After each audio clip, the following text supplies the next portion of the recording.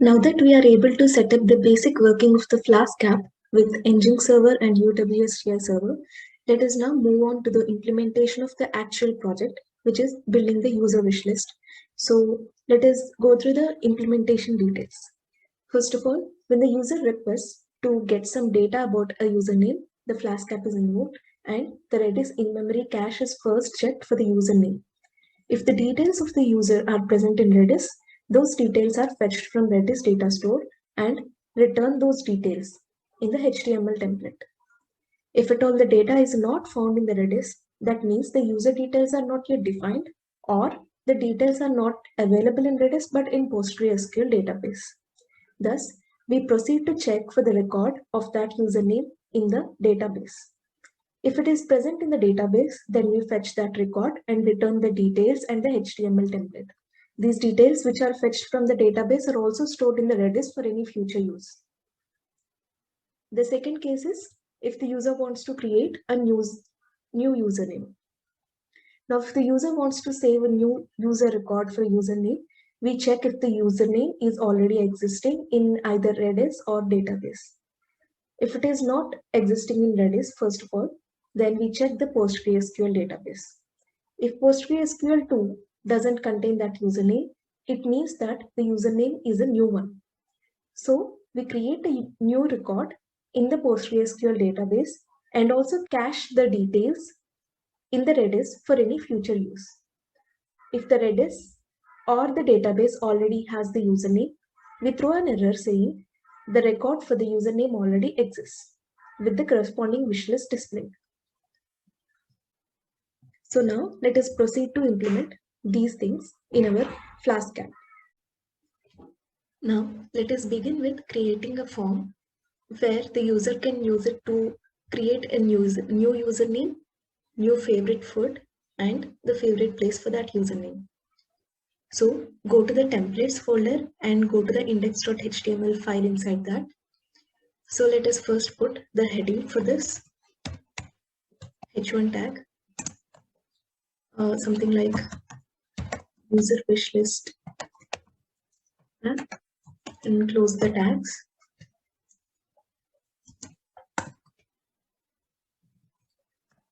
Alright, now let us create a HTML form. So let us also write a small heading for that, saying create your wishlist record here. Now create a form where the action is the save, then the method is post.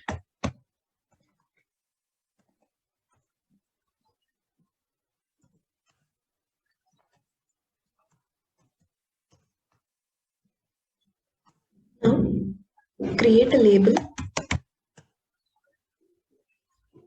and it is for the username. Then the label is user name. Now create an input area where you can just write the name of that input is username and ID is username. Then we mention that it is required, which means like it can't be empty. Then we just add the break tags in order to get some space between this particular field and the coming field. So this is the field where we expect the user to give the username. So here the fur indicates the ID of the input area to which this label will be corresponding to. Okay, and this name we will be using in the Flask file, like the main.py file.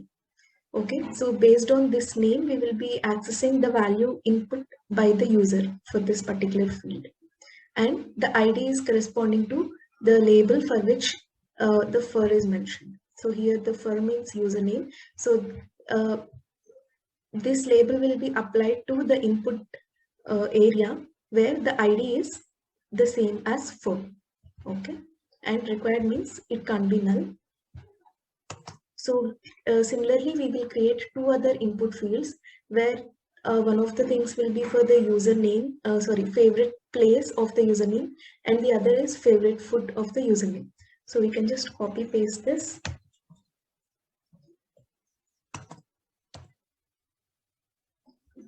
So here it will be place, place, place. So make sure these two should be the same thing. And this is also required. And then here food. Okay, the name should also be changed. Then, so here favorite food. Then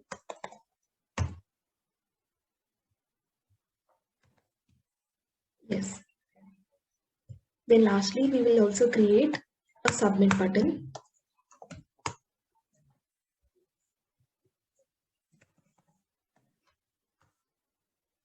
Input type is submit.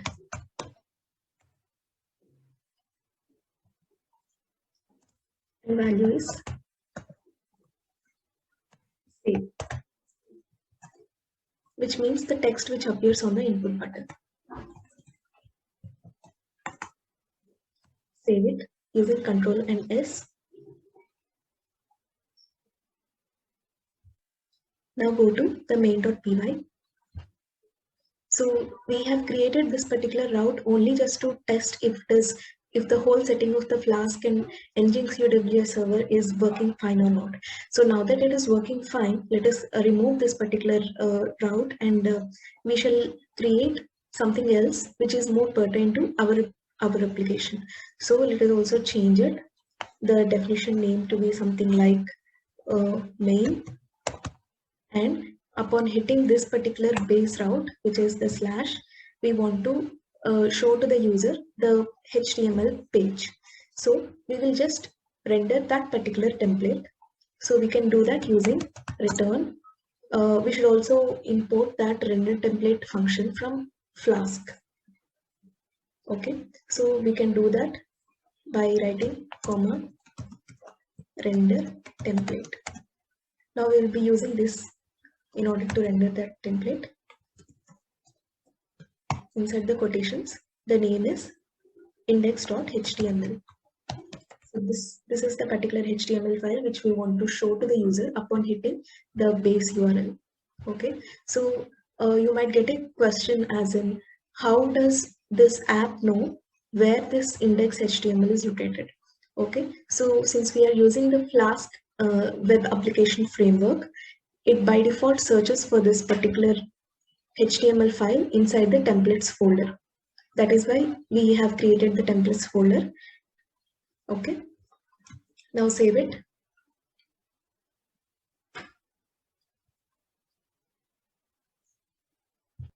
Now upon running this particular Docker container, we expect to see a HTML file upon hitting the base URL, because we have removed the hello world from Flask. That particular thing we have removed, and we placed that by rendering this particular template. Okay, now go to the command line, and inside this we can see that a Docker container is already running.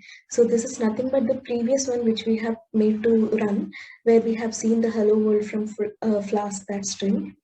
So first we shall kill it using Control and C. So if you remember from the previous series, if we use Control and C, we are abruptly killing the container. So it doesn't have a chance to gracefully clean up before ending. So even if we run it with the same command, it throws an error saying the port is already allocated, right? So let us see let us clean that container completely. So let us first see the container ID using docker ps. So this is the container ID which was previously running. So copy that and docker stop control and V. So it's stopped now. So now that we have made the changes to our app, we shall again build that app and then run it. So if you remember from the previous series, when we are using just the Docker file, if we are making any changes to the file, we need to build the image again and again whenever we are making the changes, and then we run it. So we make changes, we build it again, we build the image again and run it again. So if we use the Docker Compose, we can use the volumes, and those changes will be automatically reflected without us building the image again and again. All right. So first, docker build -t user wishlist dot. Okay, I spelled it wrong. Docker. So it has built it again. Now we shall run it.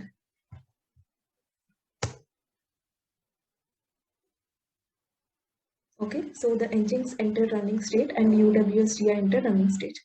Let us go to the incognito mode and check its performance. Now we expect to see the HTML file where we can see a form. So now we can see a form, right?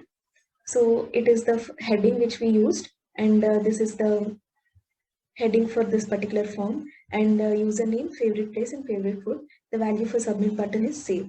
Okay. Now let us like the first front end is kind of okay for this creation of user name wish list, but we need to do the backend stuff which we will be doing now. Okay. Now go to the Sublime editor. Okay. Now we are in main.py where we will be defining the route for the save action. So we shall write app.route save. Okay, why we are doing this is in the index.html we have given the form action to save URL, and the method is post, meaning wherever like whatever the values are filled in this particular form, those values should be posted to this particular URL.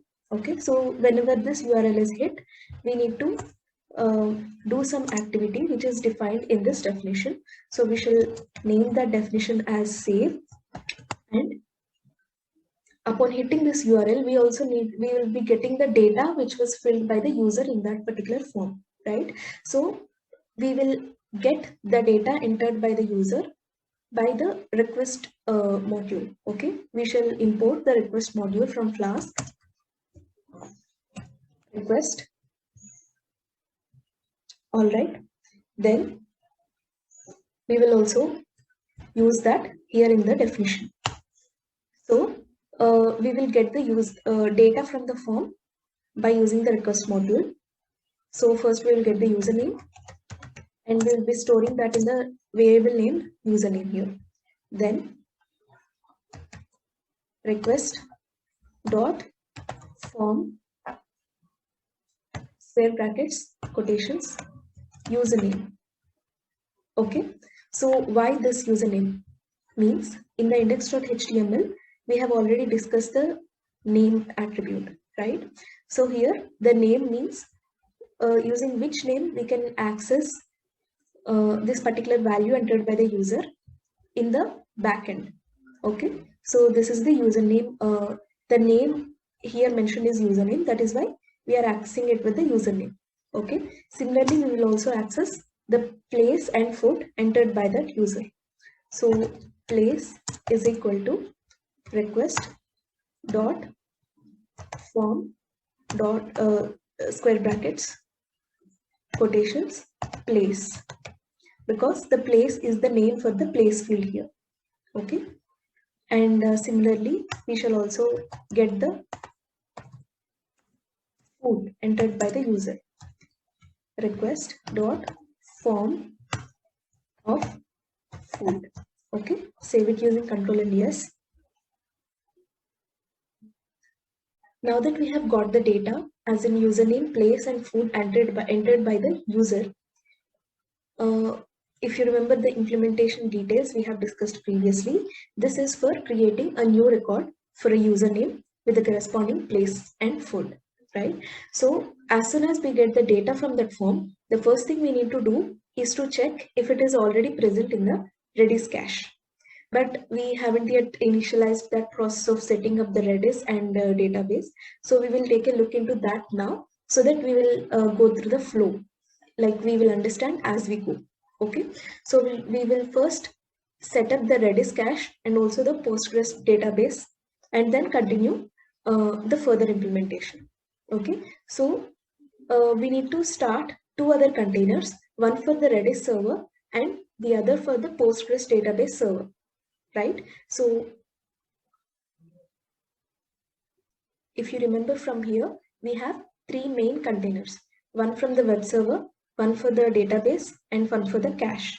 Okay, so we shall define these two containers along with this container in the Docker Compose file. All right, so Docker Compose, we use it basically in order to combine the connections between different containers for a single app. So we will do that now. Now let us create the Docker Compose file in the same level as the app directory. So we will be creating it in user wish list project, new file, save it. So Docker Compose .yml.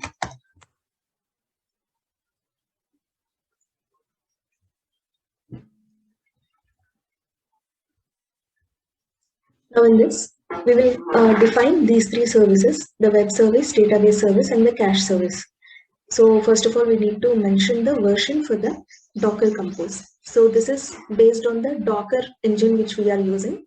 So I'm using, I can use the version 3 for the Docker Compose. So, and also remember that we need to put a space after this column. Okay. Services. Web. So this is the web service container name, build. So we want to use whatever the things are defined in this Docker file for this particular web service. So we will be building the image based on this Docker file. All right. So build column. That means in the current directory, whatever is mentioned in the Docker file, we want to build an image based on that for the web service. Then we will link the Redis and database services. So we will mention links. One is Redis and the other is DB. So be careful, you should also put a space after this hyphen. So Redis and DB are the services which we are going to create for the caching and database. So they are the names of the services or the containers. Now hit on enter. So in the same level as web, we will be creating the Redis server and DB container. So first Redis column image. So we will be using the image which is readily available on the Docker Hub for Redis server. So write Redis 6.0.8. So this is the name of the image on the Docker Hub. You can go and check it. And then we will be defining the container for database also. DB column image. We will be using the PostgreSQL image on the Docker Hub as well. Postgres 12 Alpine. Okay. Then volumes.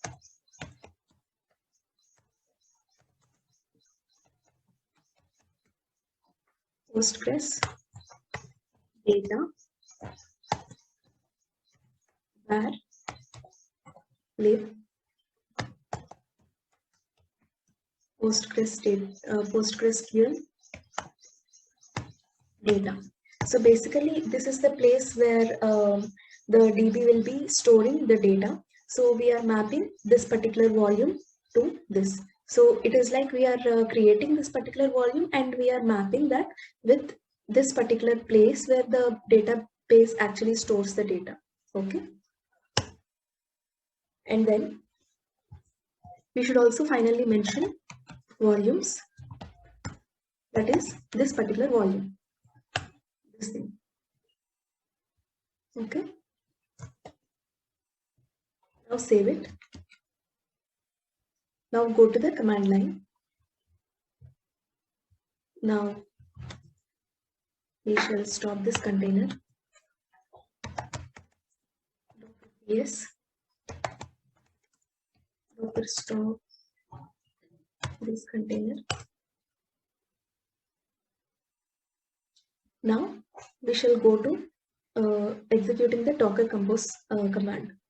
Okay, so docker compose up minus build. Okay, so we want to execute this particular file and build the images based on whatever the definitions are given in the docker compose. Hit on enter.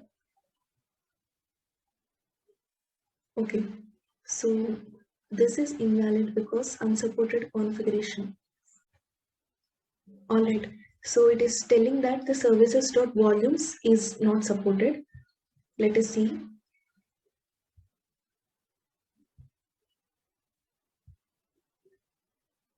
All right, so we have defined this particular volumes inside the services, which is not correct. So this should be in the same level as services. Okay. Now save it.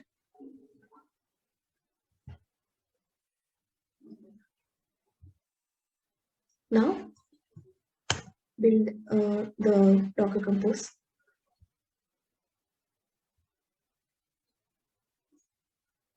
Okay. For DB cannot create container, for service DB duplicate mount. So this error says for DB cannot create container, for service DB duplicate mount point. Okay, so this is said because the volume PostgreSQL is already created when we run it previously. So we shall destroy this container and again make it up. Okay, so we can do that using docker compose down and docker compose up minus build.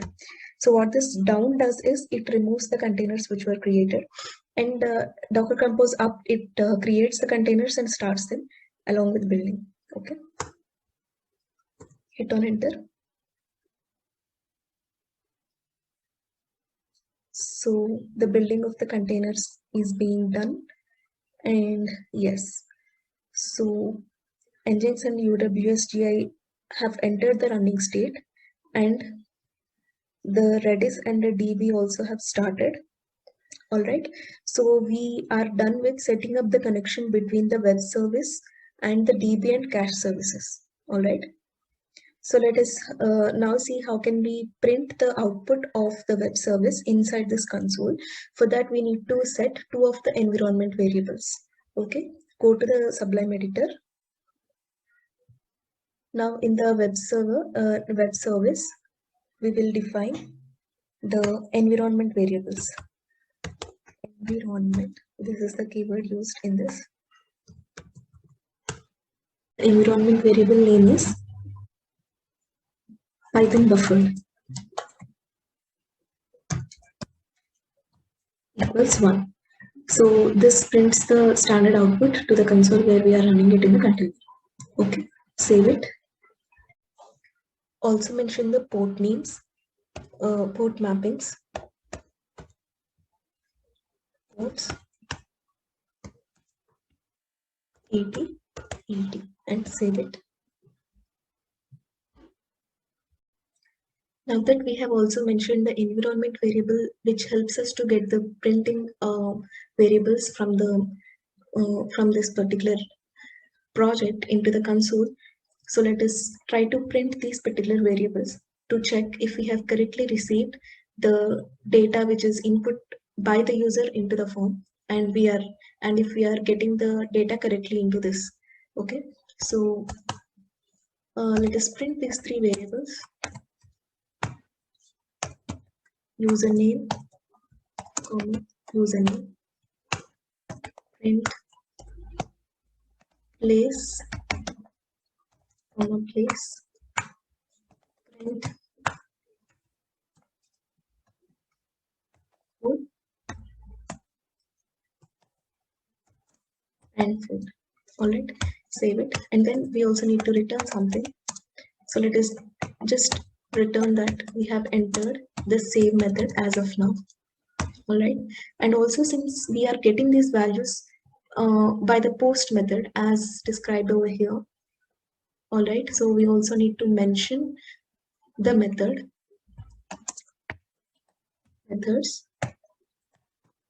post. Okay, now save it and go to the console. Now let us just do the Docker down and up again.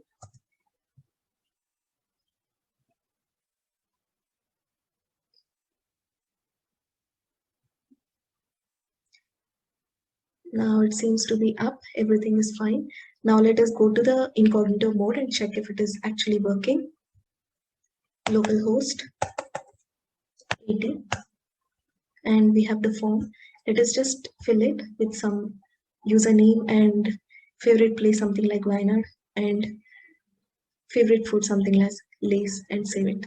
So we have entered this particular return string. So our screen displays this particular return string as we have mentioned as the last return statement in the save method. So let us see the console if we are actually able to print the same set of data which we have input over here in the console. Okay, so we expect to see Vagdevi4768 as the username and place as Wayanad and food as Lace.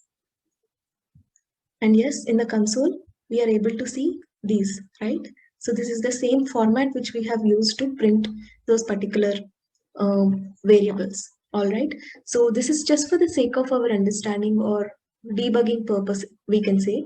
So it will be just useful for us to understand if we are able to correctly get the data or where in the program are we currently executing, what is the output of that particular place and all. All right. And yeah, so this particular part is done. So we have created the form and we are able to successfully get the data which is input by the user. Now the thing we need to do is, if at all the user is giving the username, we first need to check if it is actually existing. If it is already existing in Redis or Postgres, then we can't allow that as an entry. We only can enter new usernames with the associated favorite food and places into our wish list. So we will check if the username is existing in the Redis, and we will also check if it is present in the Postgres if it is not found in the Redis. If it is not found in both the places, either Redis or Postgres, then we can create a new record into the database with this particular username and the associated favorite food and favorite place.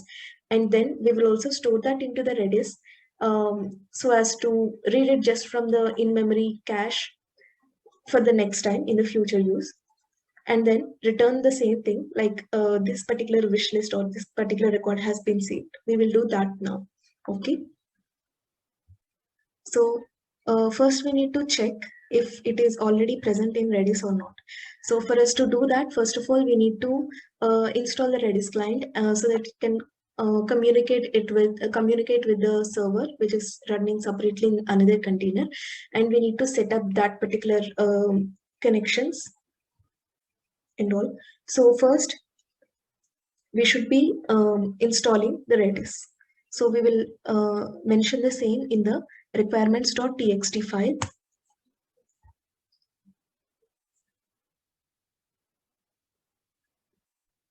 Okay, so Redis and save it.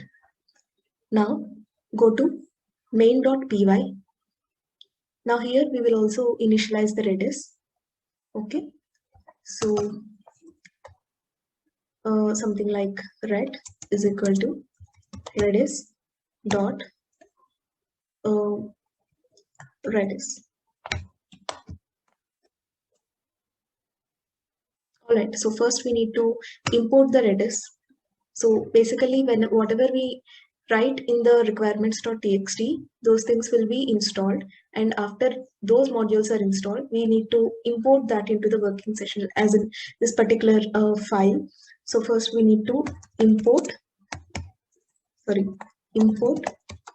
Redis and save it. And then from this module, we are going to initialize this Redis, and we are also going to mention the host as Redis.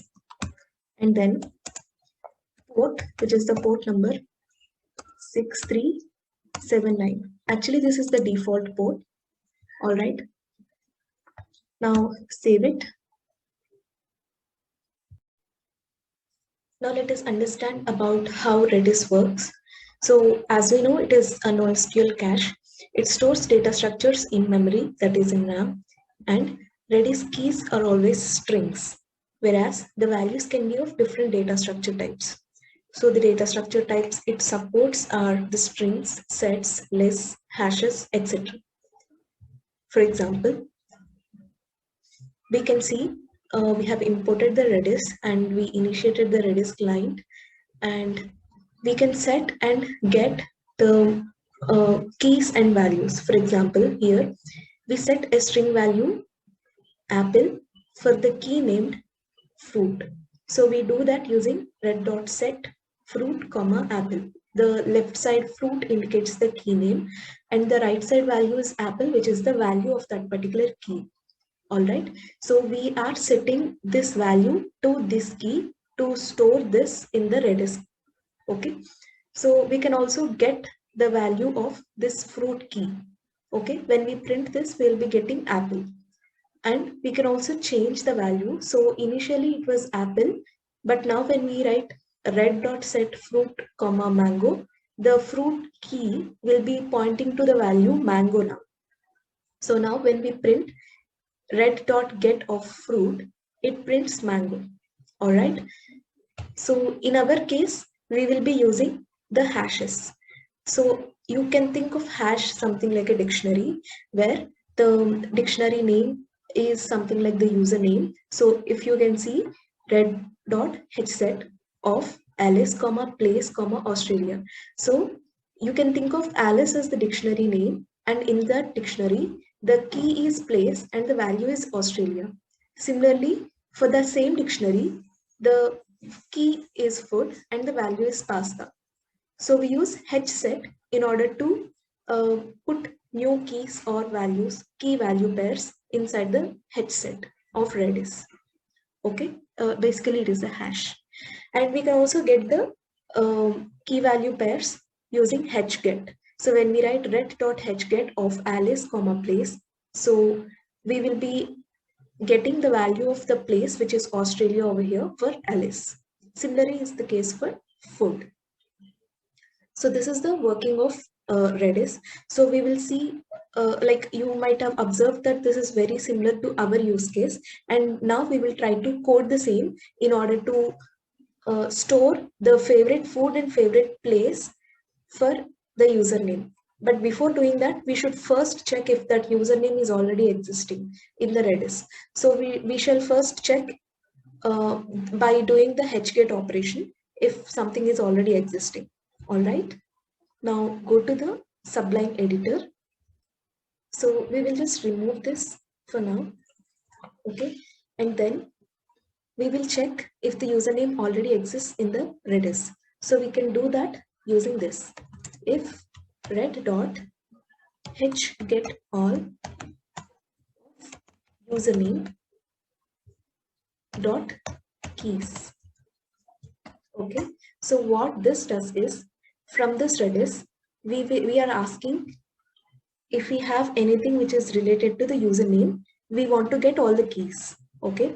So basically the keys whichever we want to store for a username are the place and the favorite food. So here we are asking to get all the keys which are related to this particular username. Okay. So if we are able to get those keys, that means that the username dictionary is already present in the Redis. So if this is false, then that means there is no such dictionary with that username in the Redis. So the next level of checking will be, we'll be checking in the database. If that is also not there, then the username is obviously very new. So such a record is not there anywhere. So we can allow that to get recorded in the database as well as in the Redis cache. Okay. So here, if we are able to get any keys, we shall just print it. Print hget username, just for us to understand that we are getting that particular message from this particular point of code. Okay. Red dot hget all of username. Okay. Now we will just write return, enter, save. Let us also write the else part, because this is the very first username and we haven't yet saved it anywhere, either in Redis or in PostgreSQL database. We haven't saved the username. So ideally this shouldn't print. So like this block shouldn't get executed because there are no such keys for this username, right? So for us to understand, we will also write the else part where we will print no such username. So since we haven't stored any username as of now, we should ideally see this part. All right. Now go to the console. Now in the console, let us again do the down and up for the Docker Compose.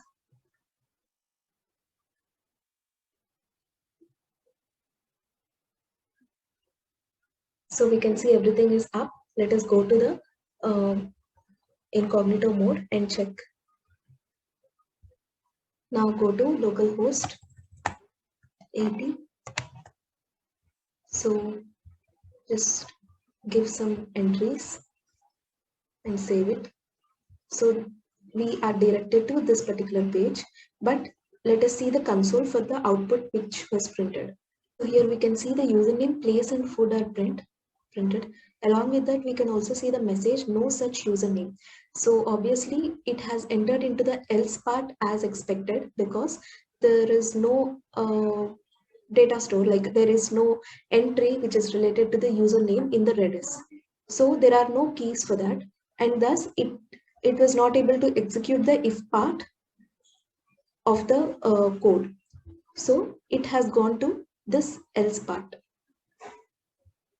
Okay, now let us see how how to store this username and the particular places and the place and food for that username in the Redis store. Now since there is no data about the username in the Redis, the next step we need to take is to check if it is already there in the database or not. But till now we haven't set up the database connection to the Flask app. So let us try to do that. So first we will be establishing the connection between the Flask app and the PostgreSQL database and define the model as in how the table should look like, what are the fields it should contain and all. Now since we want to deal with database connections with the Flask app, let us have a brief idea about how they both work together. In general, RDBMS servers store data as tables and we query it through SQL. On the other hand, we use programming languages which are object-oriented like Python to build web applications. So we need to get a way to bridge the gap between the SQL programming and object-oriented programming. And object relational mapping is something which fills this gap. Object relational mapping provides the flexibility to create or use underlying tables by programming in object-oriented style instead of using SQL. So using ORM API, we can define database tables using classes, and we can also perform CRUD operations using object-oriented programming. Now, SQL Alchemy is a Python toolkit and it is an object-oriented mapper. Flask SQL Alchemy is an extension for Flask exclusively that adds support for SQL Alchemy to our application.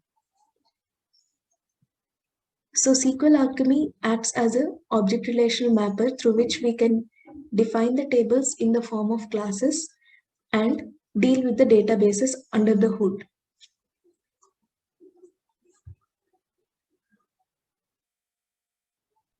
We shall install Flask SQL Alchemy to use it in our application.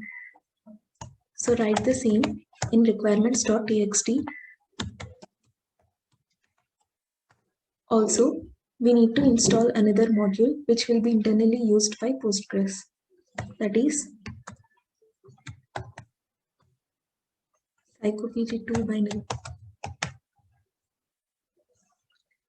Now save it. Now in Docker Compose, we shall also mention some environment variables for our database service. Write environment. First one is the user. So Postgres user equal to, I'm putting it as hello Flask. Then the password.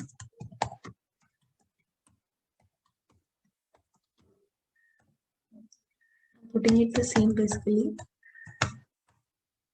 Then the database.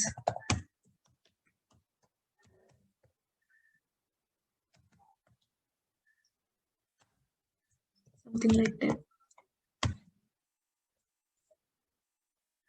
And save it. You can also mention the ports. So the default port for Postgres is 5432. So it is right ports 5432:5432. So basically, if we don't write anything, if we don't map anything, it does the same. But for the explicit reasons, we are just writing it here. And we shall do the same for Redis also. For Redis, the default port is 6379. Ports 6379. 6379. Save it.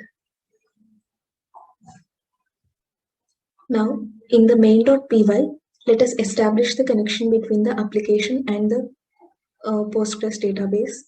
So go to main.py and then under the app, write app.config of SQL Alchemy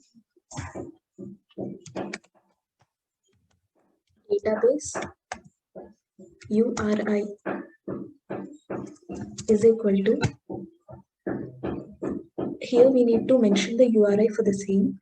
So basically the form is of something like this: PostgreSQL // the username password at host port / database.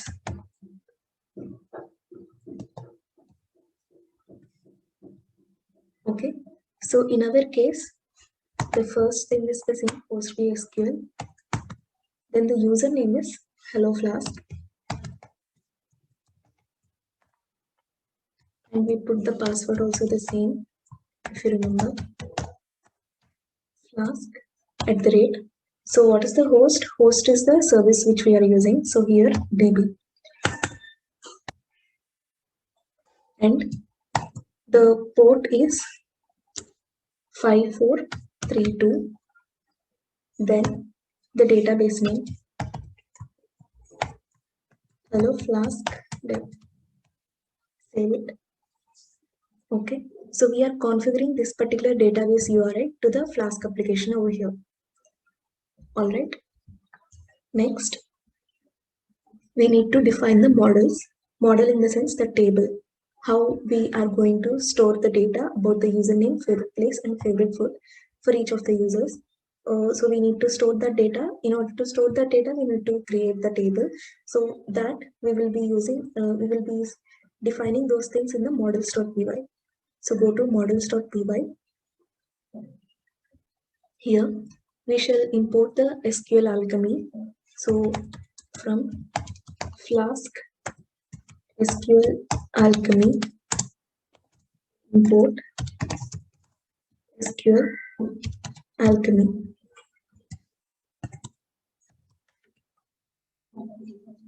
Okay, then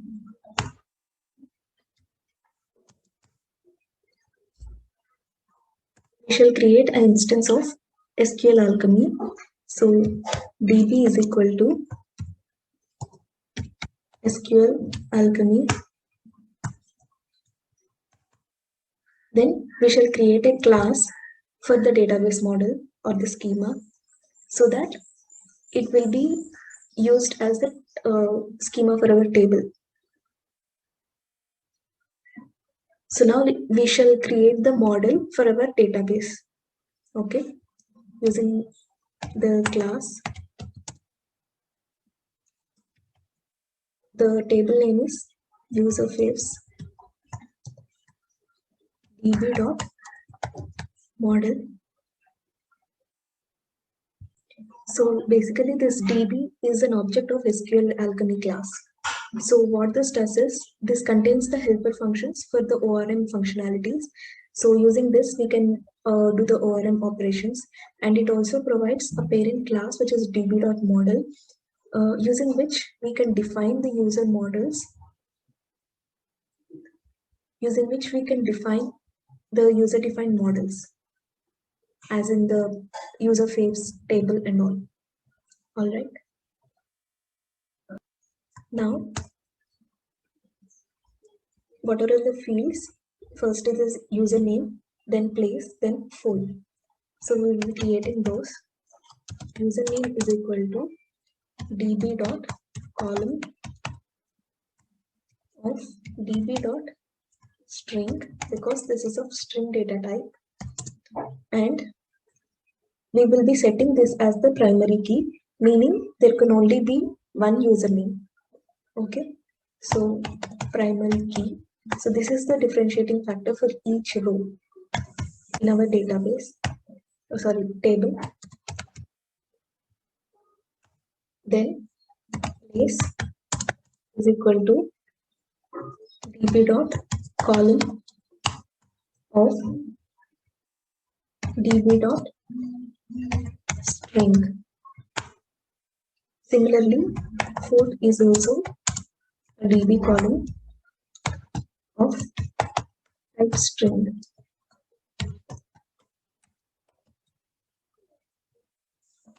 Okay, now we will be defining the init method for this.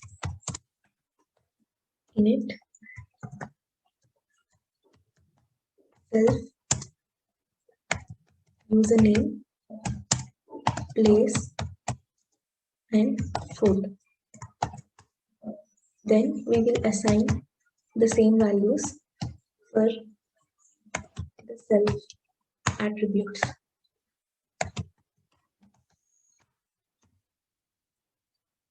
Self.place is equal to place, self.food is equal to food.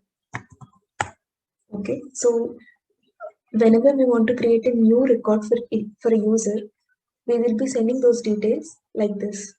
We will be sending the username, we will be sending the place, and also the food. So whatever the values we are getting over here, we are storing them. Okay. Next, we also need to define the repr function, which means whenever we want to print the user object, we are telling it to print it in this particular format. Okay, so def repr self return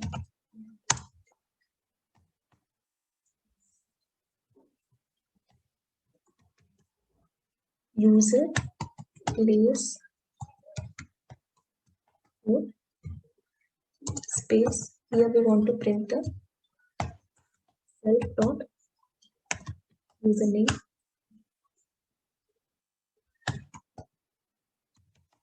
self dot place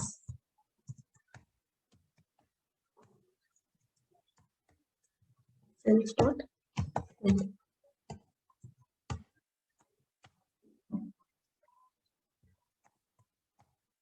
Okay.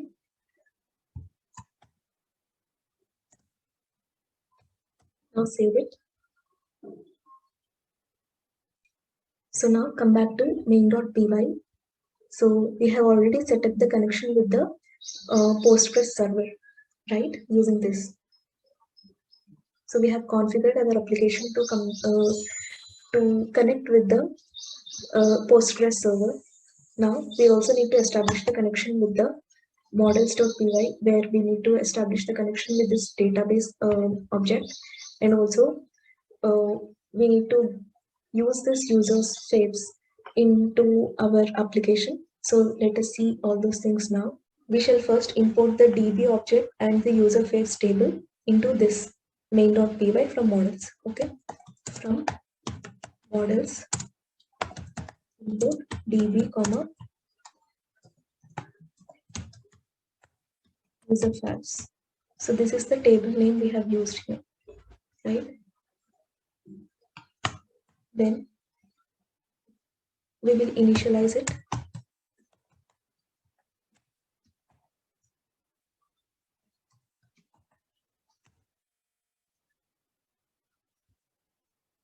Then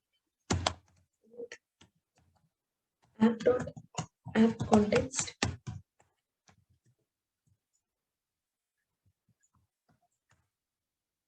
we will create it, create all tables, then db.session.commit and save it. Now in the save method, we have checked if we have any keys related to the username in the Redis here, right? This is Redis. Now in the else part, we have print this just for our understanding, but actually if that is not the case, we will be checking if it is present in the database, right? So we will write elif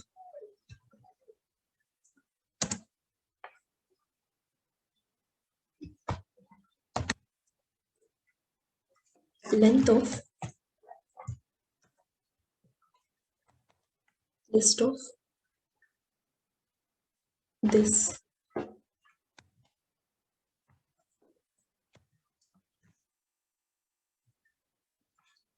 is equal to 0. That means there are no keys. So basically we are getting all the keys and we are converting that into a Python list type, and we are checking the length of that list. So if that length of the list is 0, then that means there are no keys for that username. That means there is no username data in the Redis, right? So in that case, we shall check in the database. So we will write record is equal to user fares, which is the one which we have imported from the models, that is a model. Then user fares dot query dot filter underscore by username equals username dot first. Okay, so username is the model name and we want to query it. Then we want to filter the query by the username. Since username is the key of this table, we expect username to be only the unique one in the table. So we are interested only in the first record, which is retrieved from this query. All right. So we are getting that record, and then we will just print something like print records fetched from DB record.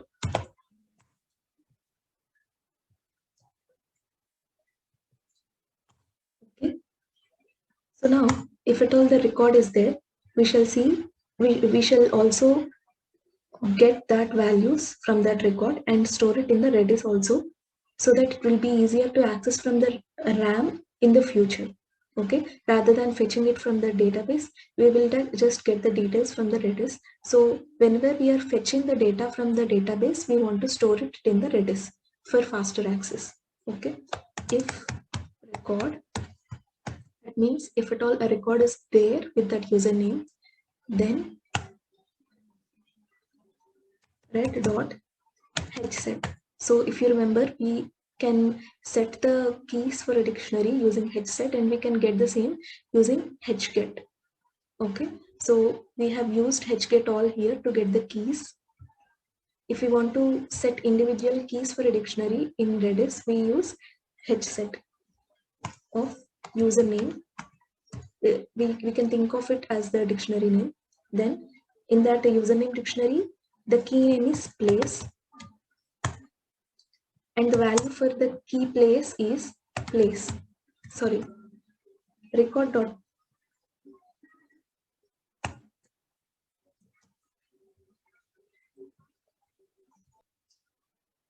So the key name is place, and the value will be the record dot place, which is the place stored in that record for that username. All right. So similarly, we shall do the similar thing for the food also. So here the key will be food and value will be record.food. Okay. Now we also need to return these values through the render template. So upon using this function, we need to say which template we want to render. So index.html. Then we will write something like user exists equals 1, which means user exists either in the Redis or the PostgreSQL. So here especially we are telling that the user exists from the PostgreSQL, from the database basically. Okay, then we shall also display a small message saying message is equal to from database, so that we can understand is it coming from Redis or from the database. Then we will send the values of these data fetched from the database. So username equals username, comma, place equals record dot place, and food equals record dot food. Okay, so this is the case. This elif part executes if we can't find any data related to the username in the Redis. Okay, if not in Redis, then check in DB. Okay, now if at all the record is found in the database, then we will be storing the values in the Redis for future use, and we are also returning the index.html template along with the message and the values which we have fetched. All right, so all this if executes only if the record is found in the database, but we haven't yet stored anything till now, so we should execute something else. So this is the first thing, data that we are going to store either in Redis or in the PostgreSQL. So if both this and this condition fails, that means the username is not found either in Redis and it is also not found in the database. That means it is brand new. So no data exists with that username. So we need to store that into the Redis and also in the PostgreSQL. All right. So we will see how to do that. So we will write a small comment if data of the username doesn't exist either in Redis or in DB,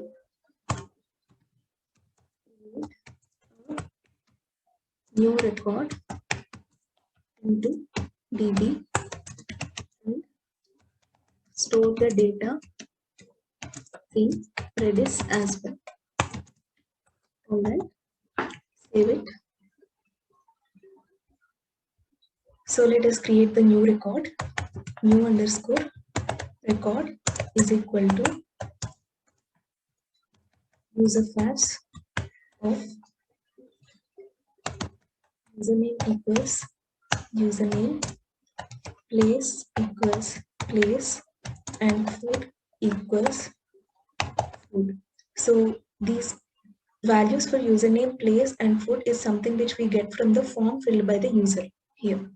All right. So this orange colored attributes are the attributes of the table user has. So upon doing this, we are getting a new instance of the table. So when we do this, we are invoking the init method which we have written in the models.py. All right. So here we will be taking these three parameters. So the same we are passing over here. Now we also need to add this new record to the DB session. So db.session.add of new record and then commit it. db.session.commit. So we have added, by writing this particular code, we will be adding this data to the database and commit it. Okay. But we also need to store the details in the Redis for future use and faster access. So store in Redis. So we can do that using hset. So red.hset of username, place. So we are creating a new dictionary with the username, and for that we are creating a key with the value place given by the place username. Similarly, we will do for food key. Okay.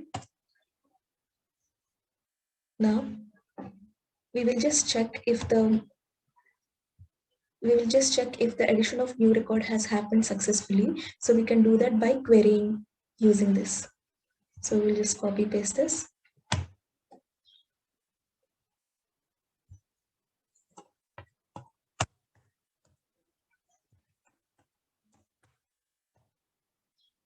Okay. So record is equal to userflags.query. So we are querying from this table and we are filtering it with the username, and we want the first record fetched by this way. Okay, and we are printing it here from DB after insert, just for our understanding.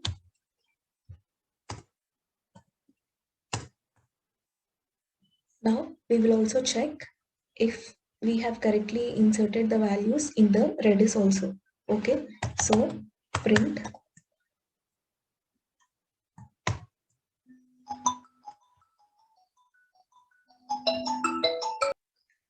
so we have written the code to check if the insert has happened correctly or not in the database.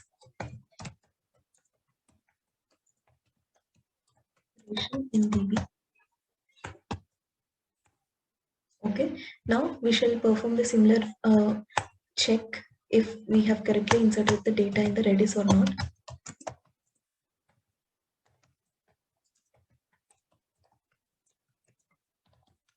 Okay, so we shall print by getting the values for that username. Okay, so username from Redis after insert. So red dot h get all of username. Okay, now save it. Now we shall return, we should also write the return statement for this particular case where the data is not found either in the Redis or in the DB. Okay, return render template index.html, then saved is equal to 1. Why are we writing this means?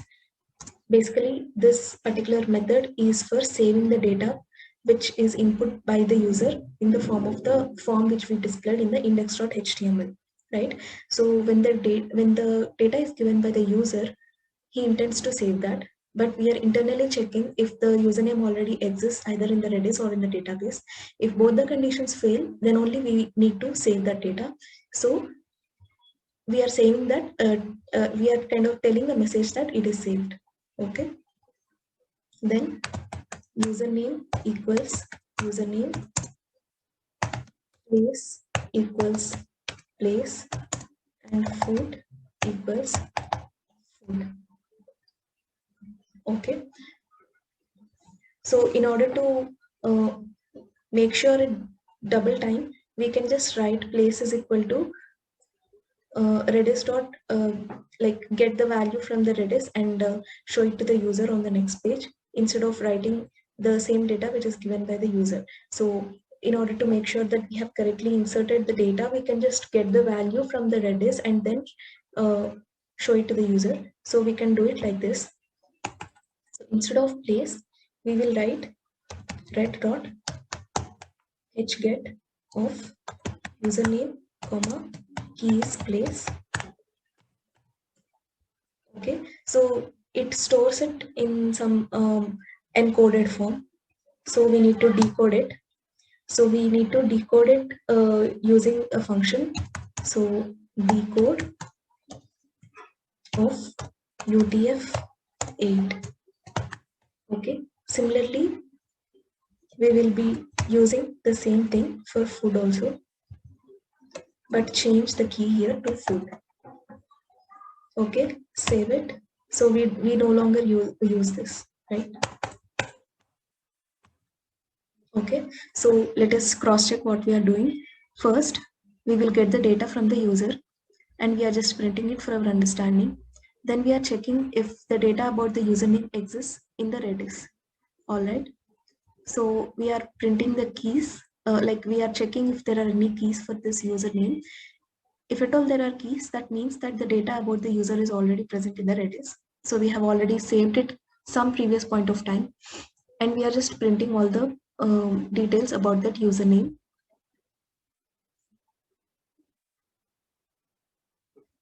So here also we need to return something, right? Return render template index.html. So user exists. So this is very similar to what we have done over here, right? So we are telling that user already exists, but we need to differentiate, like is the data coming from the Redis or the PostgreSQL? So let us copy paste this thing. But here the message says it is from the Redis, not from the database. Okay, so this is the username. Then we will also write the place and food. Place is equal to the same place which we fetch from this. So we have already coded how to get that here, right? So we will copy paste this.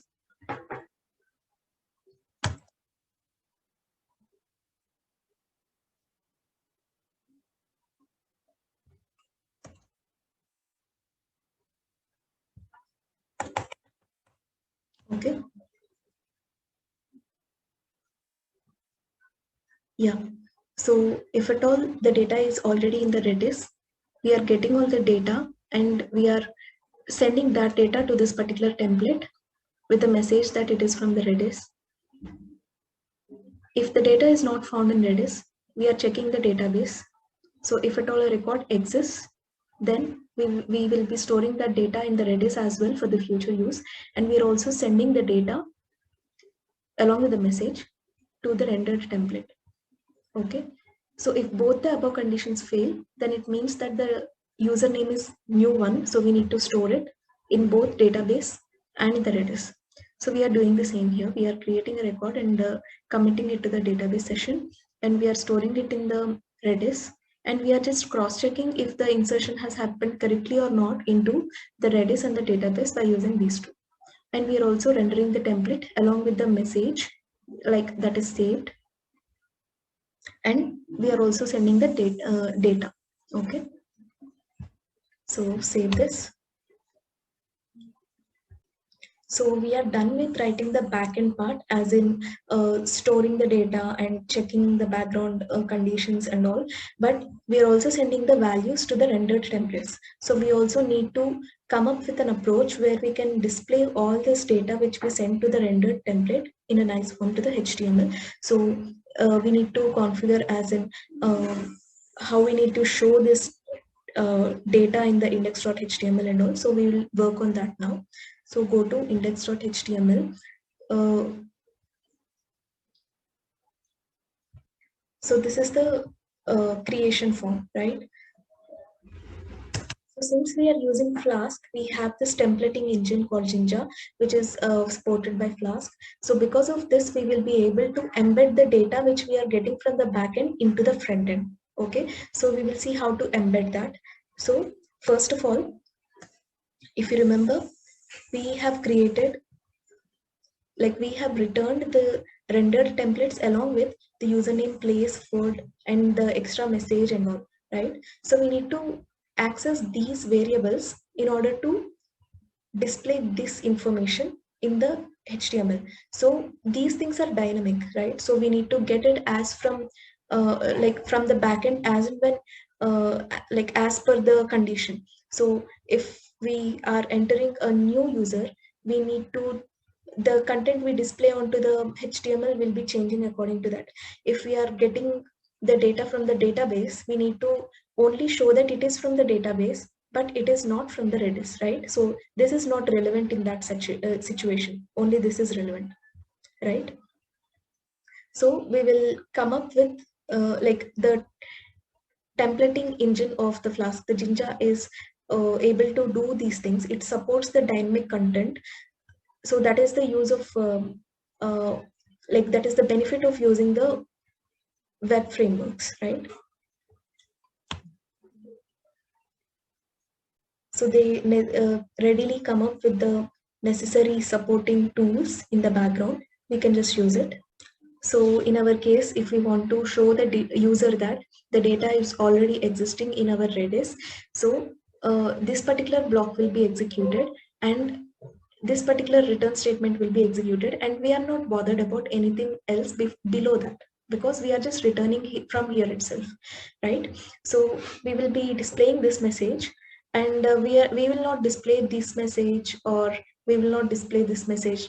So saved, the message corresponding to the saved, or message corresponding to from database, or anything else, because we are only pertain to this particular execution, and the dynamic content will also be supported in the templates. Okay, so we will see how to embed that particular messages which are coming from the Python backend into the HTML. So first, let us write the embedding thing. So this is the code, like this is the syntax we follow. If user exists. So you might find it very similar to the Python, right? So if something exists, or if something some condition is satisfied, so this means that if user exists, so user exists means here any number which is non-zero. So uh, this can be related to either this return statement where we get the data from the Redis, or this particular statement where the data we are getting is from database, right? So if at all the user exists, and the ending will be like this. If, okay. So if this condition is satisfied, we will write all the HTML content which needs to be shown to the user within this particular block. Okay, within these two lines, if and ending. Okay, so if at all the user exists, we will show it something like an error, right? Obviously, if the user is already existing, we need to tell the user that the user already exists. So we will just make the font red in color, and we'll also show the wish list of that data of that user. Okay, so we can write font color equals red, then user um, with this username. So you can observe that this is the embedding, right? So this username is actually the variable which we are using over here. Okay, so this is a variable, this is the value for that, and we are accessing this data through this variable by embedding that variable in two curly brackets over here in HTML. Okay, user with this username already exists, the wish list. So we will be embedding the place value and the food value. Okay, close the font tag. So it says user with username already exists with the wish list this and this. So we should also make it bold so that it will be highlighted differently from the others.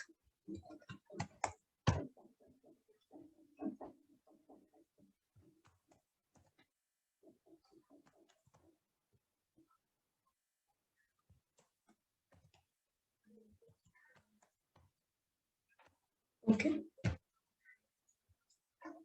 So we can also display the message saying is it either from Redis or the PostgreSQL. So we will display it in a small font.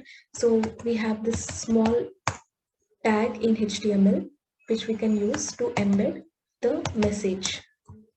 So if you remember, this message contains the place from which the data is fetched. So for the Redis if block execution, the message is from Redis here. Okay, and if it is from the database, if it is from the elif block, we have set that value to from database, right? So accordingly, that value will be displayed over here. All right, now save it. So the case where the data already exists either in the Redis or in the PostgreSQL, we have done that, like displaying that content in the HTML. So now let us see how to display the saved message in this. So for saved, we have written saved variable equals 1. So similarly, we will write the if condition. So if saved, then we will also end it so that we will have an idea. And if it is saved, let us mention that in the green color. Font color equals green. Then successfully saved the user. We embed that value username. So this value is coming from this username variable. All right. Successfully saved. Let us make it bold.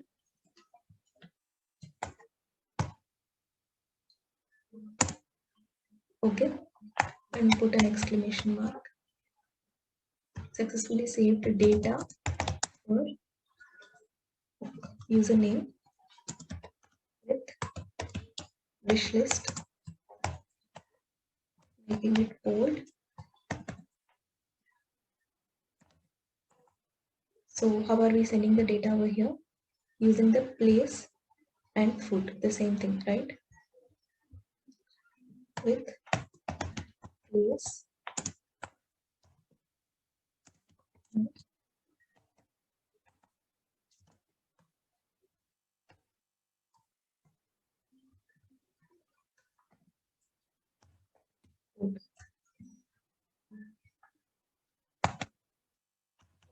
save it. Okay, so let us just check it. This is the user creation form. This is the if and end if. Okay, it should be D. So if and end if and if and end if.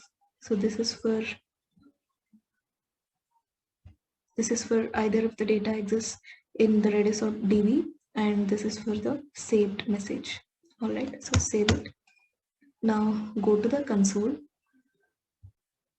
Now let us do docker compose down and docker compose up minus build.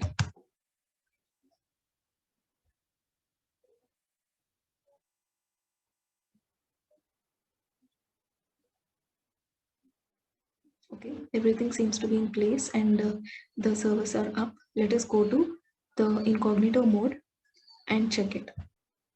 So go to the localhost 80 and this is up. Let us give some values to the username, favorite place and favorite food. So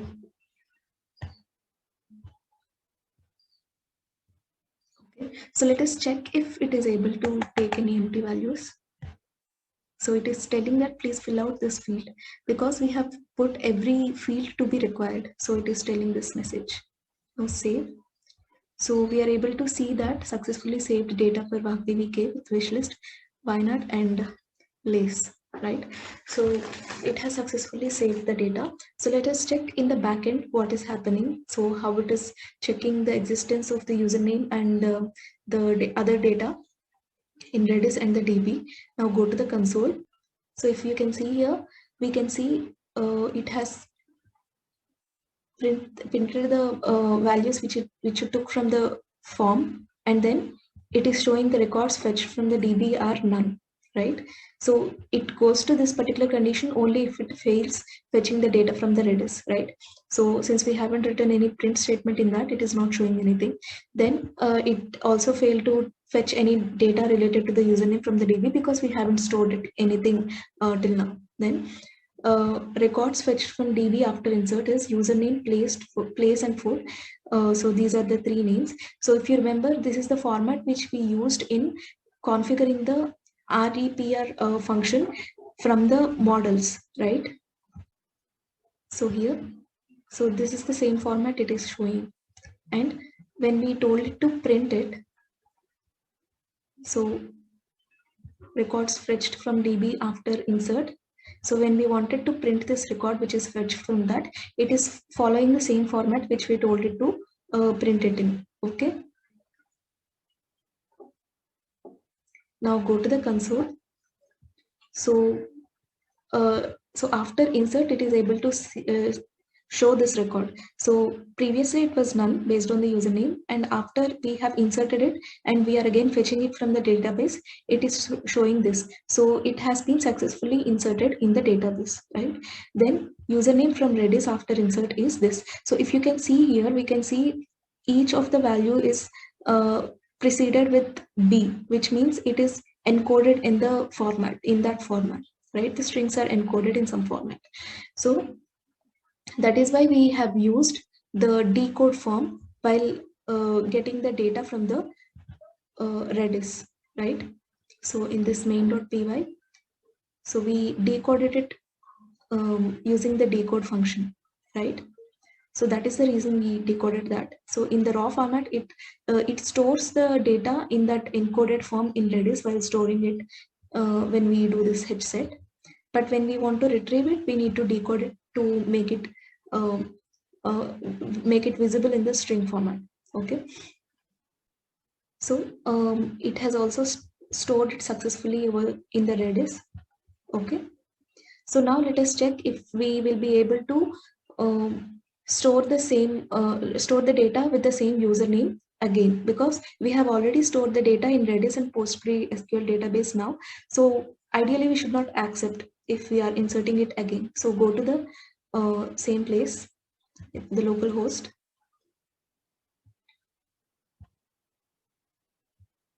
Now we will again ask it to create with the same username, or we will change the place.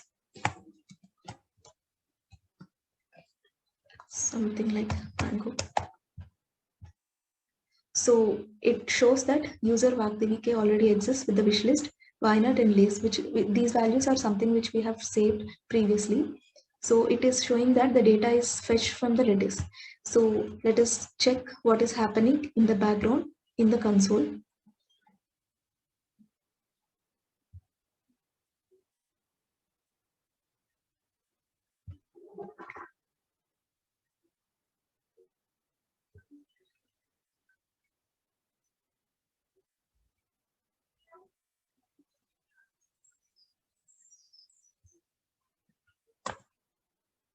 Okay, so it gave me the values only when I pressed enter. Sometimes it happens like that. So here the username is VK, place is Goa and food is mango. So this is the exact data which we have entered in the localhost form. Then the first thing it checked is in the Redis, because obviously that is the first condition which we have mentioned in the code to check the data in the Redis. So it performed the get operation. So hget username, it got the data. So obviously this has the keys, right? Let us go to the Sublime once again to understand the code better.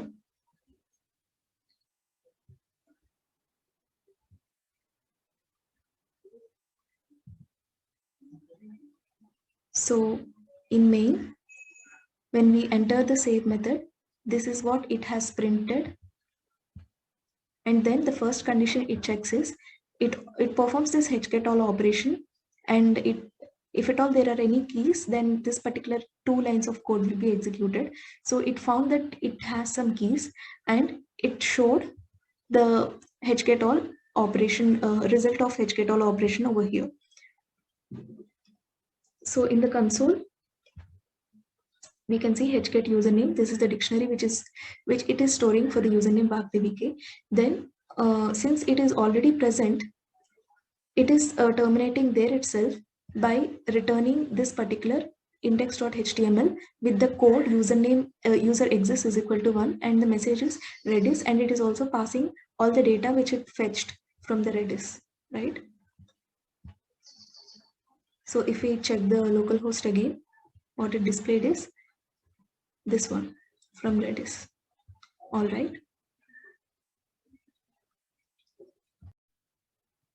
Let us also get all the keys from the database stored till now. So let us define a route and a definition for that as well. So def keys,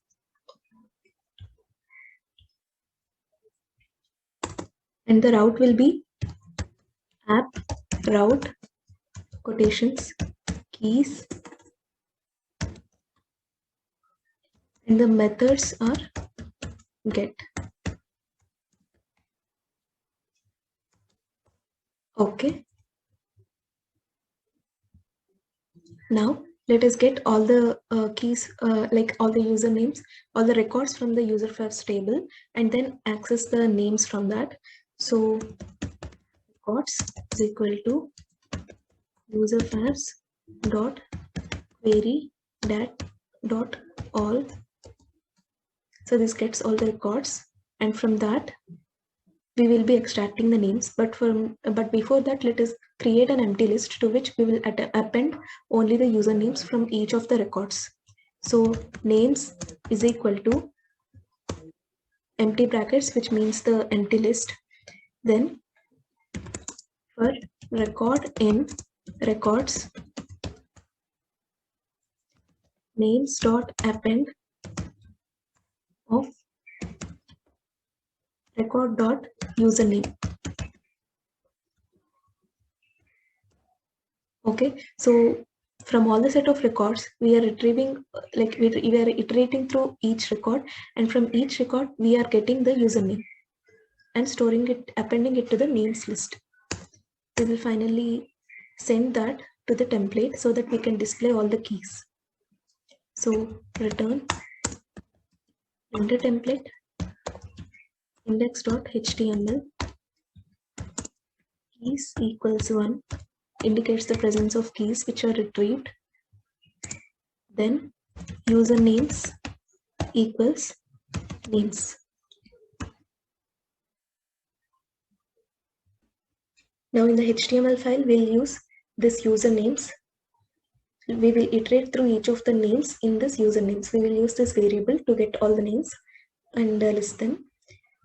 So go to index.html. So let us first create a link for getting all the keys.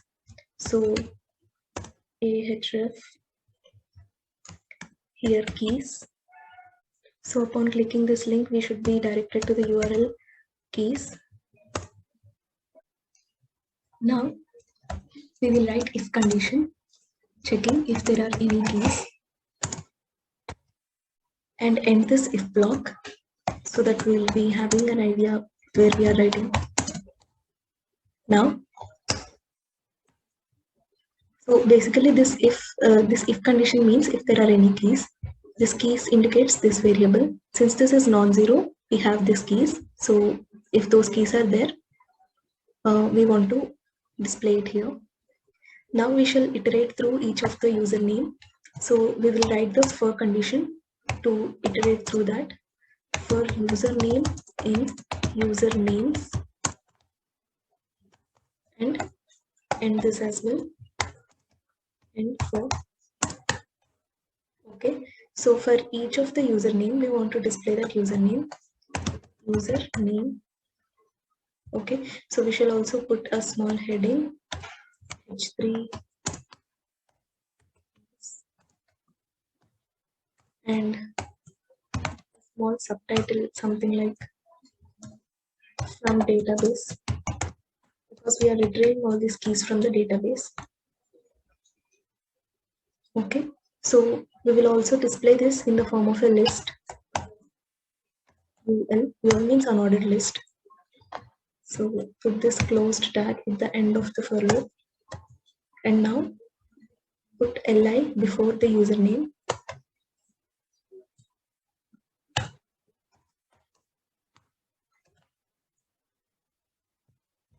Li means list item. Okay, so inside the unordered list, we are having each of the list item to be each of the username from this usernames list. Okay, so we will just indent this so that it will be more relevant for us to understand.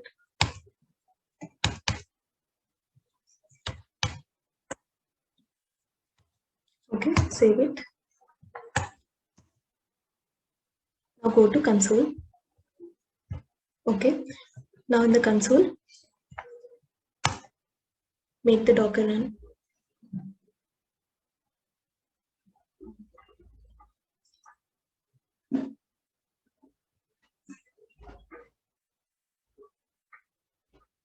Okay, now go to the incognito mode and check the local host. Localhost, and we have seen this keys link here, right? So upon clicking this, let us see what will happen. Ideally, we should be displayed with one of the records which we saved previously. So yes, all right. So let us try to create another record for the same. So ideally, we should not be allowed to do that because this is already there in the database since we have restarted the Docker Compose. Ideally, it should not be there in the Redis, but in the database. So when we want to create something else with the same username, we should not be allowed because that is the way we coded. Only if the username is not found either in the Redis or in the DB, then only we will be able to use create a new record for that username. So let us see what happens. And yes, can you see user VagDBK already exists with the wish list, this thing, right? And this is from database. So now when we click on keys, we'll be seeing only this. So now when we again try to create with the same username, we will be getting the response from the Redis because previously it was fetched from the database, and after being fetched from the database, we are storing it in the Redis. So now if I click save, we can see the Redis, right? All right. So clicking on keys because we will be only having one entry in the database in the table. So let us try to create another record. Something like, okay, save. So we created another entry. Now upon clicking the keys, we will be able to see 2 entries. All right. So now if I want to create another record for the same username, I will not be allowed to do so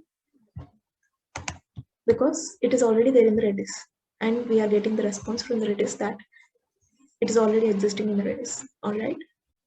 Now let us also write a functionality to get all the details about an input user.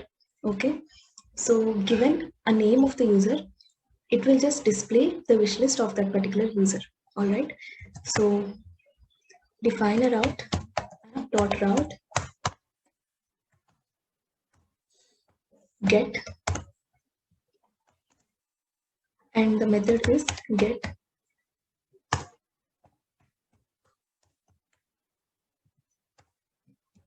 The name of the definition is get. So obviously, first it should check in the Redis. If the Redis, if it is not present in the Redis, then we will check it in the database. If it is not present in the database also, then we will just display a message saying that record is not there, or the record or the wish list for that particular username is not there. So the wish list has the username as the primary key. So we will create a small form where we will be asking the user to input the username.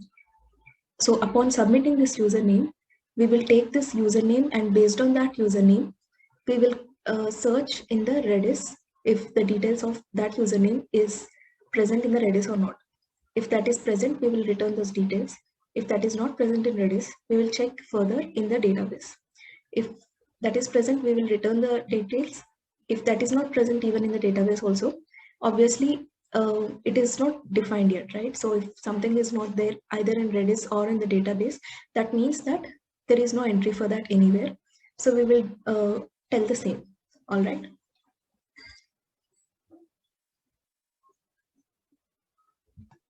Okay, so we will define this once we create the HTML form, so that we will be getting the name as well. So just write pass for the time being and go to index.html. So below this very form, let us create another form.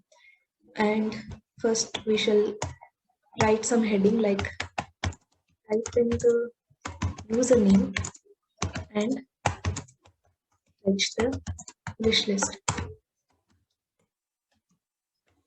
Okay, now we shall create a form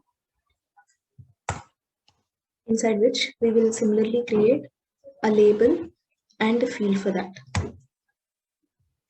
Okay, so everything is fine, I guess. And since the username is like the name of the field is username, we will access the data given by the user to this particular form using username. Now go to main.py. So username is request dot form of username. All right. So let us also print it.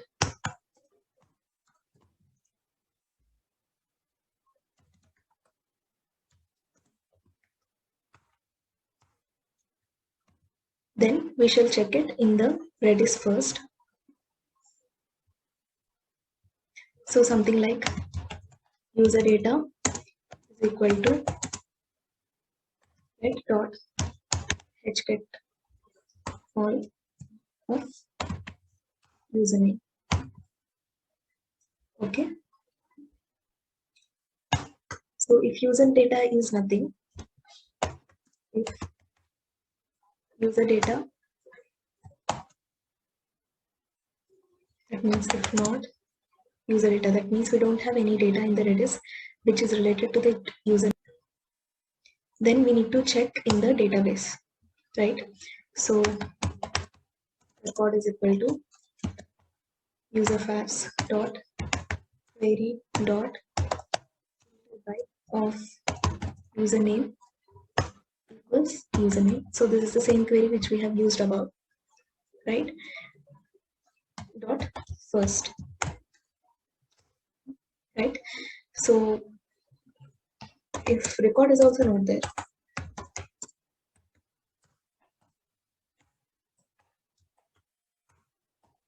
Then we need to pass a message saying there is no such entry with that username. So return render template index.html. So let us write the flag something like no record equals 1. Then the message will be something like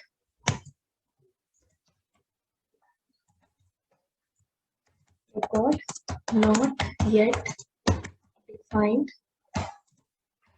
for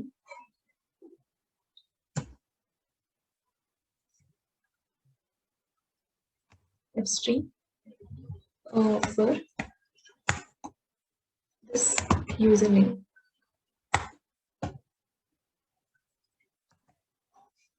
Right? Okay.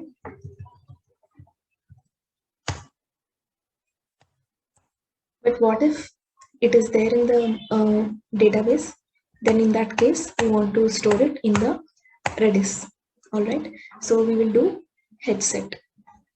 So sorry, red.headset of username, comma, place, comma, record.place. So if you remember, we have already used this previously. Now similar is the case for food.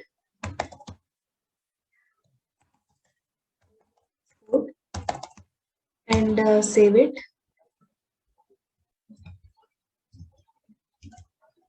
Now we will return this data to the rendered template.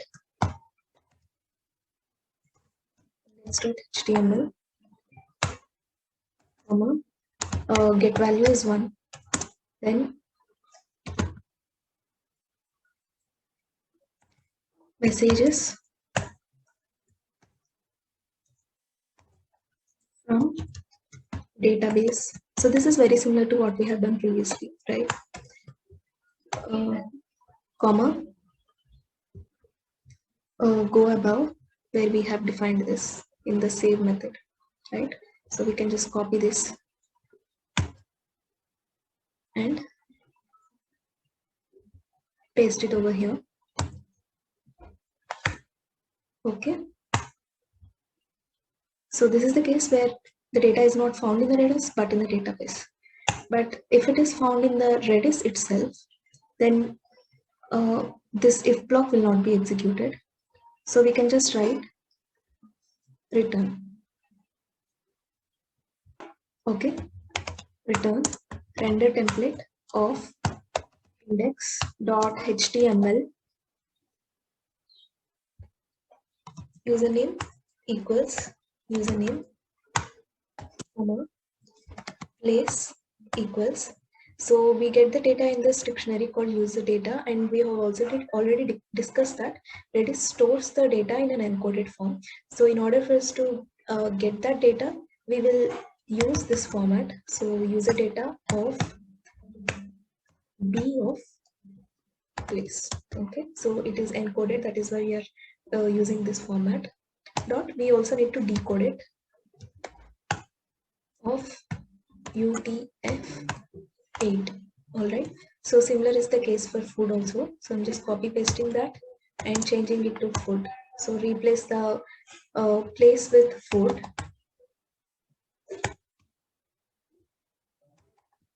Okay, save it. And we will also see the message that it is from the Redis. And we will also say get is equal to 1. Okay. Now go to index.html. We will create the place where we can show this get results. So if get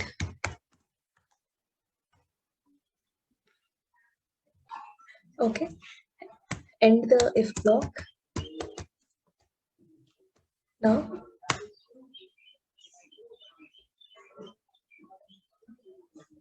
so if get is 1, that means we have the data either in Redis or in DB. So we can just copy paste this, which we have used it previously, and let us change the color to blue. and the wish list for this username is this place and this food. All right, looks good.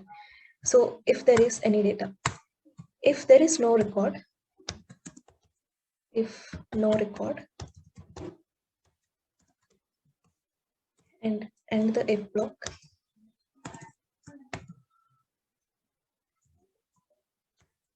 and if there is no record, that means there is no record either in the DB or in the Redis. So here no record flag is there when we have checked the record and also the Redis. All right. So this means this, and we also have this message, right? So we will print the same here. So we want to embed the message, and we shall put the font to be right.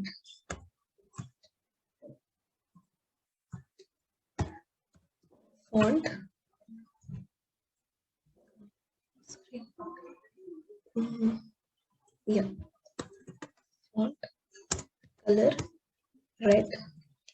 All right. So now let us run this again and check it in the local host. So do this.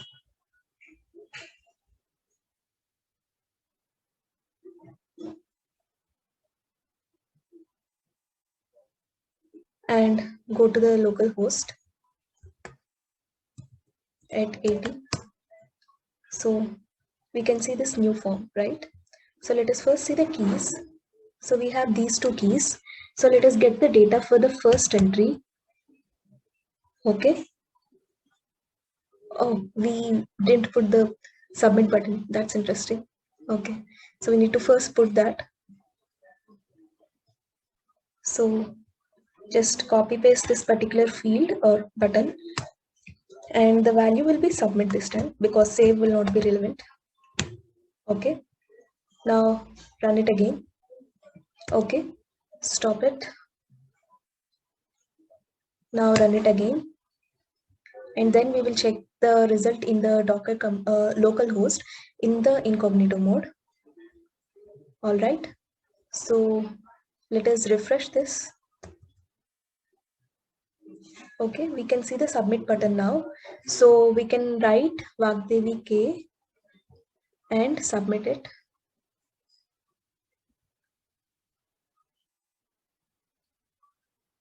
Write post but not get, because here we are filling in the data and sending that data, but here that is not the case in the keys. We are stating that URL, but here we are posting some data, so the method allowed should be post. So change the get to post and save it, or go to the console,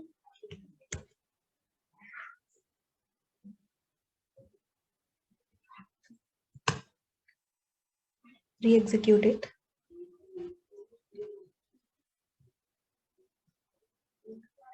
and then go to localhost. Okay, so let's open it in some other tab. Okay, now keys. So I want to get the data about this.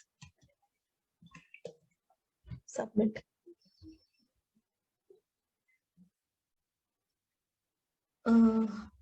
Okay, so here in the form we didn't define the action, just like this, right?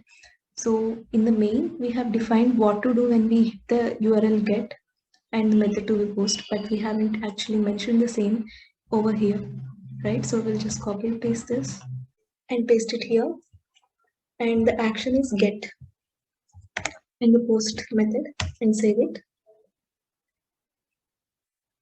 So now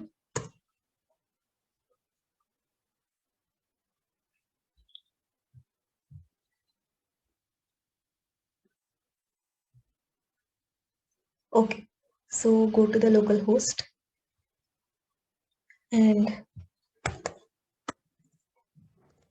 just close the previous one, click on the keys, and we shall get the data about first one.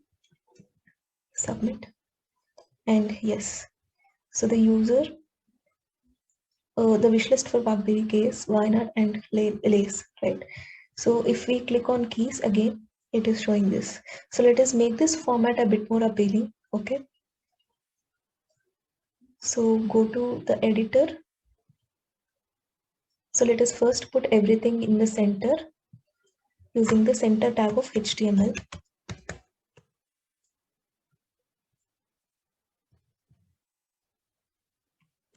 Okay, and at the ending we will put this before keys. All right, so we will also give a small break before keys so that it will be a bit easier to understand. Now, okay, so let us execute it now.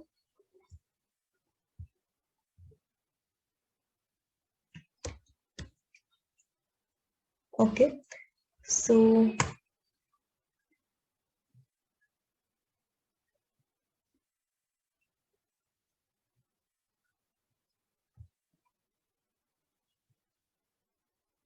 go to the local host and refresh things.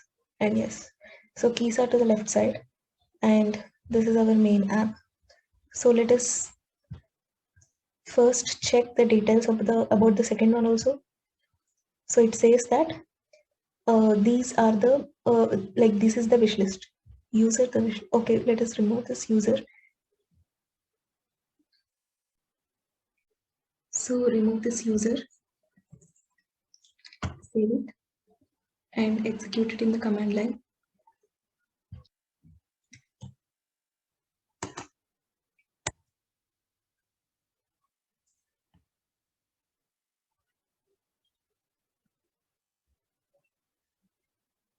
Okay, now execute it. And then after this, we will go to the local host and check it.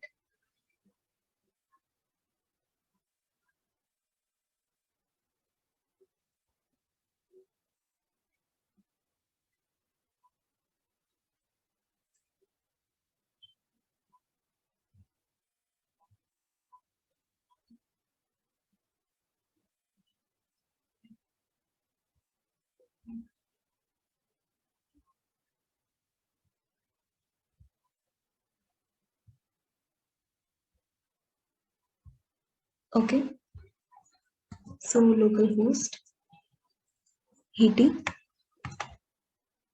So now if we click on keys, we will be displayed the keys. Okay, so something like the my wish list. So it shows that this username already exists with this wish list and it is fetched from the database, right? So now again, if I do the same, if I do the get action, ideally it should show that it is from the Redis, because for this time, like while throwing this error, while creating the record for this user, it has already fetched the data from the database. So when it fetched from the database, it is already storing it in the Redis after fetching it from the database. So when I perform the get function or try to create a wish list with the same username, it should show from the Redis. Okay, and yes, so it is showing that it is from Redis. All right, so let us try to create a new record, something like Batman. Favorite place maybe world, and favorite food something like milkshake. Okay, now save it. So it shows the successful message. So when we create a new record, it will be stored in the database and also in the Redis. So when we try to get the user details from the get, we should ideally get it from the Redis, because we have just created now. So it will be stored in the Redis, right? Batman. Okay, so it is from the Redis. Whereas if we want to retrieve something else which we have created previously, so it will be from the database. Okay, and if we want to retrieve it again now. Now when we perform the get, it was retrieved from the database, and when it is retrieved from the database, it is also stored in the Redis. So now if I perform the get again, this will be changed to Redis. Okay, fine. So yeah, this is the basic app which we have built using 3 containers. One about the web service, the other using the other for the database service, and the other for the cache service. So this is a multi-container sample app. So in the further sessions, we will learn how to make the automatic deployment, like continuous deployment using the Travis CI, and deploy it on the AWS Elastic Beanstalk. Okay, so I highly recommend you to go through the previous series of videos where we have talked about the basics of GitHub, Travis, and AWS Elastic Beanstalk. So that will be very useful to understand whatever we are discussing here. Okay.